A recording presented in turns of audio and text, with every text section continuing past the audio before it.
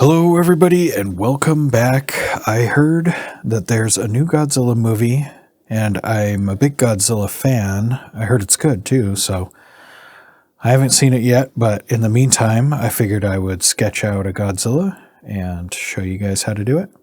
This is the old school Shin Godzilla, or the old school type, or whatever, so he's kind of got more of a snake-shaped head, I guess. So we're starting with a big triangle. And here I'm just coming through and sketching in his features, you know, his muzzle, his brow, his cheekbone. And just keeping him, he's a very lumpy guy, so lots of lumps and bumps and stuff like that everywhere. You want to make his jaw attach like way at the back of his head. And then his lower jaw is kind of a wedge shape, I guess. It's like a snake jaw. And I think I decided that it wasn't open far enough because I'm going to have him shooting out his radiation beam or whatever. And so, yeah, I wanted his mouth really wide open. Here I'm sketching out the neck and just adding in little bits of musculature and then his sort of chest plate. I guess it's like kind of a little carapace type shape. I'm not sure exactly what it is. And here I'm just kind of fine-tuning the top of his head a little bit. And then sketching in the rest of his torso. The tail is on the classic one, has a big blunt tip, so I'm just sketching it out, kind of whipping around behind him there. And then two straight lines for his radiation beam, just coming out. That's just to mark out where it's supposed to be, and then I'll add the texture and stuff in there. Here I'm drawing out his little arms. The Shin Godzilla version has these little T-Rex arms. And the palms are up. I don't know, there's something kind of creepy about him just walking around with his hands kind of turned up like that.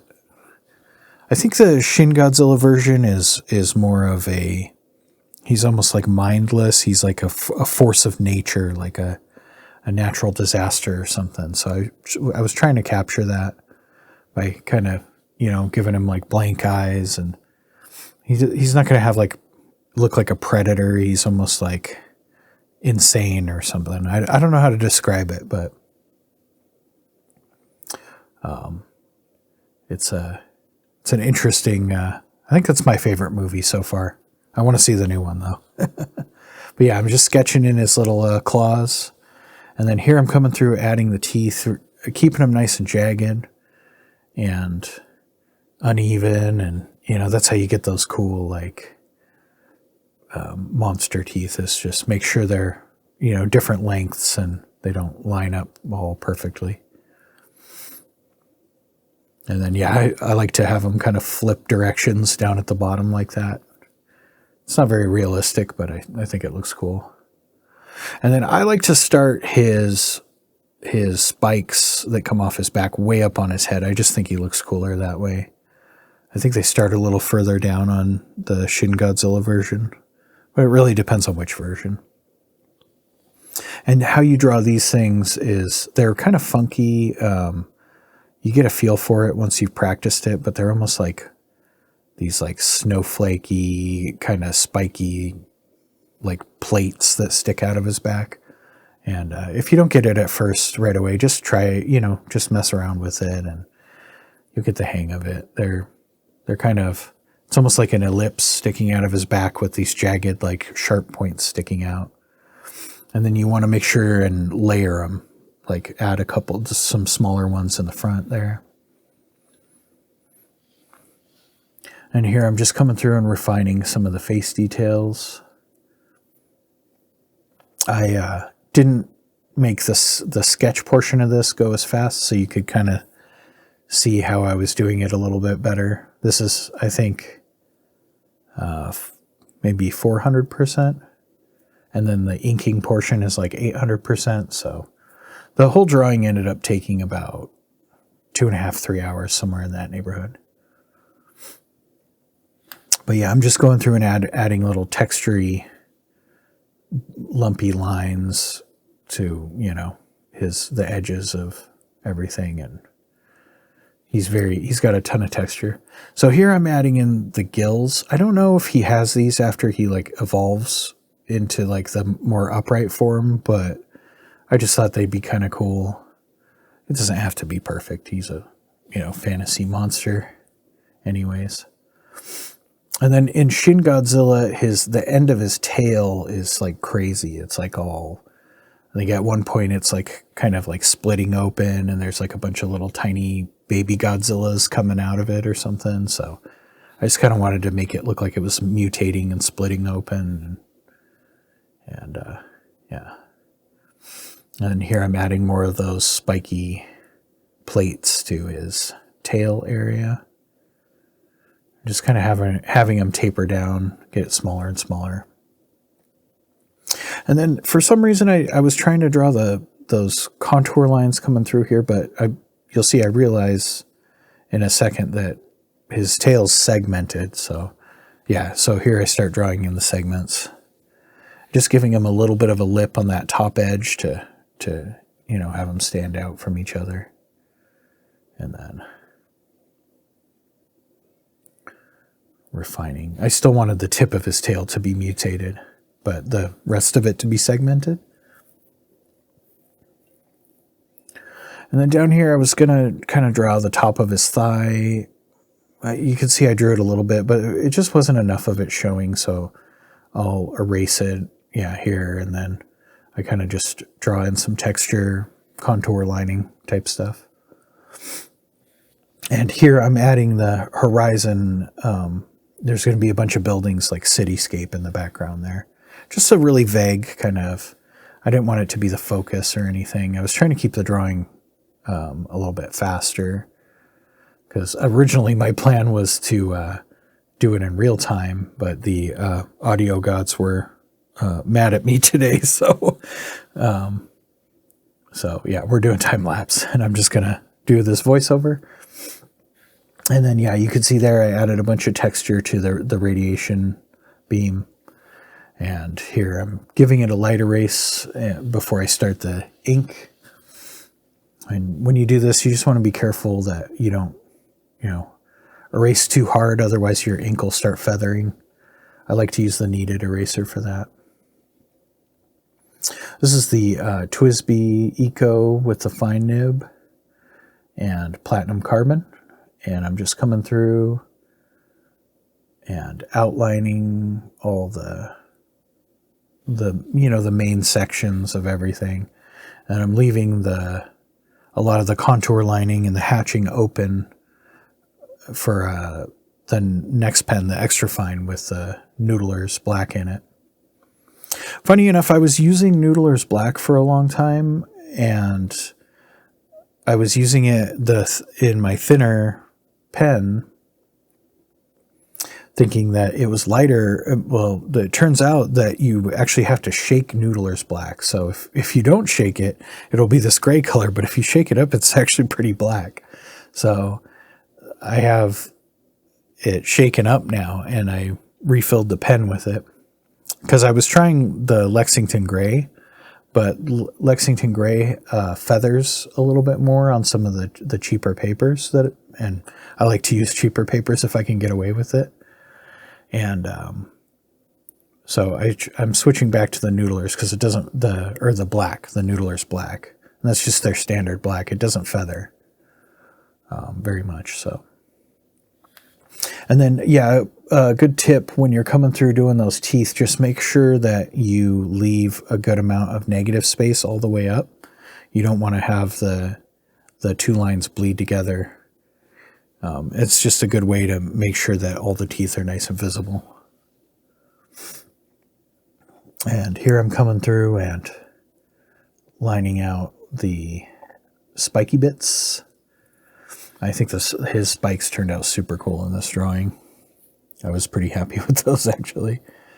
And then, yeah, here's the extra fine with the Noodler's black in it. So It's the line's just almost as dark as the platinum carbon, but it is a lot thinner, so you still get that textural contrast, just not the value difference or whatever. But I think at some point in the future, I've had a couple people mention it in the comments too, and it's a good idea. What I want to try it out is mixing a little water just with like Noodler's black, and if that works, then that'll probably kind of be my standard move, as long as it doesn't feather because of the water. But we'll see. I'll experiment with it, at some point in the future. So yeah, I'm coming through doing all the single pass hatching to start. I end up cross hatching this, and it just really needed it because he's got so much texture and so much darkness, and the radiation beam light effect, it just really needed cross hatching. So, but I'm coming through doing the single pass to start and just following the contour.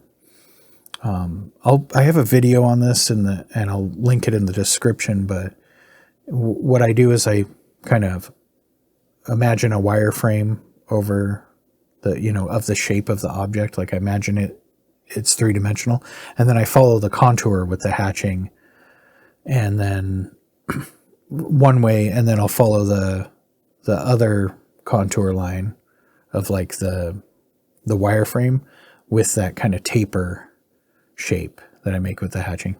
If that's confusing, I totally get it. I made a video on it and I'll link it in the description, but that's kind of the technique I'm using. I just do it mentally. It's like after you practice it a while, you kind of get an eye for it, but that's how I come through with my hatching and just get that kind of, lots of dimension and stuff like that.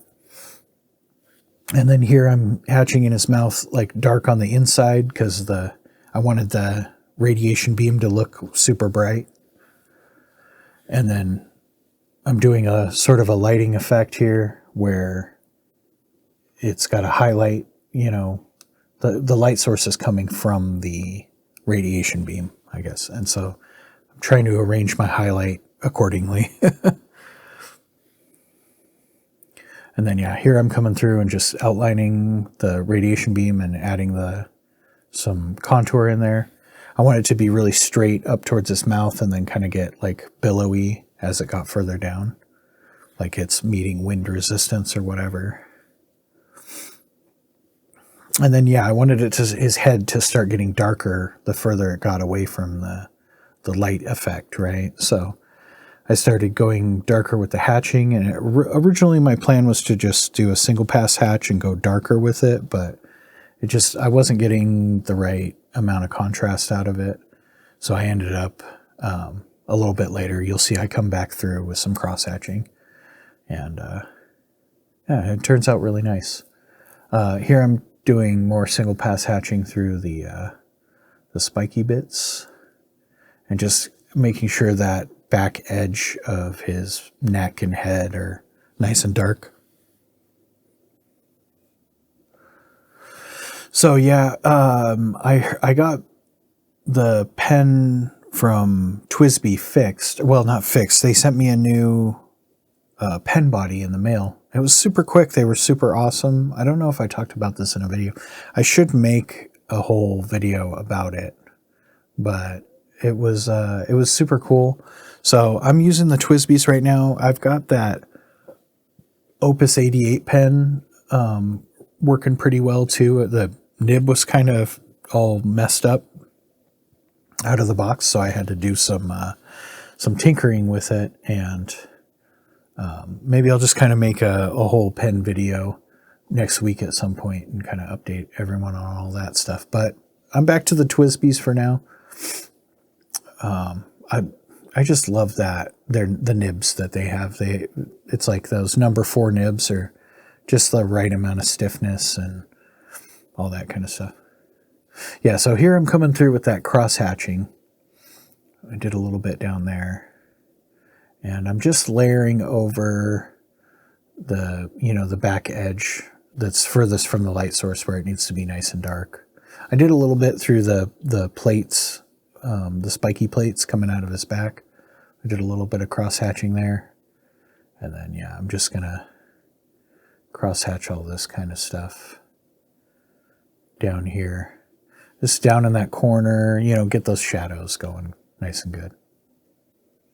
I think cross hatching sometimes is super useful, and sometimes it just depends on what style you're going for. But I feel like for this Godzilla drawing, it just needed cross hatching. It needed that extra bit of darkness to, you know, make the lighting effects work and just give him, because he's very he's super dark. I think he's black, and yeah, it just wasn't going to be enough with just straight up hatching.